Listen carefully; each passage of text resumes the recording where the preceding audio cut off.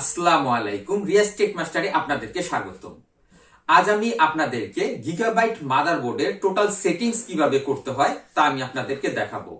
এর পরবর্তীতে আমরা এখানে পেরিফেরাল দেখতে পাচ্ছি, আমরা এখানে চলে যাব। তারপরে আমরা চলে আসছি এই পেরিফেরাল অপশনে।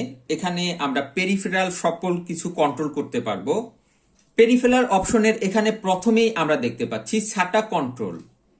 এখান থেকে আমরা যদি সাটা কন্ট্রোলটি ডিসেবল করে দেই, আমাদের সাটা কন্ট্রোলের যা কিছু আছে তা কাজ করবে না। আমাদের হার্ড ডিস্ক সাটা কেবলের মাধ্যমে যা কিছু লাগানো আছে তা টোটালি বন্ধ হয়ে যাবে। এরপরে আমরা দেখতে পাচ্ছি সাটা মুড সিলেক্ট।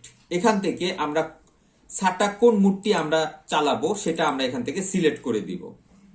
এরপরে আমরা দেখতে পাচ্ছি ইউএসবি 2.0 কন্ট্রোলার। এটাকে যদি আমরা ডিসেবল করে দেই তাহলে আমাদের কম্পিউটারে পেন ড্রাইভ কাজ করবে না। তারপর এখানে আমরা অডিও কন্ট্রোলার দেখতে পাচ্ছি। এটাকে যদি আমরা ডিসেবল করে দেই তাহলে আমাদের কম্পিউটারের অডিও ফাংশন কাজ করবে না।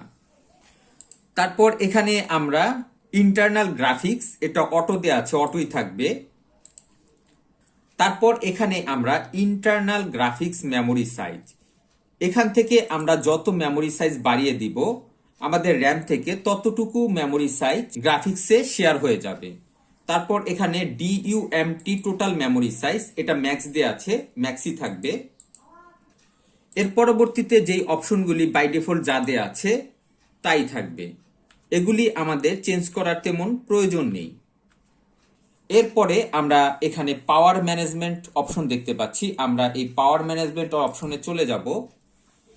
এখানেও আমাদের বাই ডিফল্ট যেই অপশনগুলি সিলেক্ট করা আছে তাই থাকবে, এখান থেকেও আমাদের চেঞ্জ করার তেমন প্রয়োজন নেই।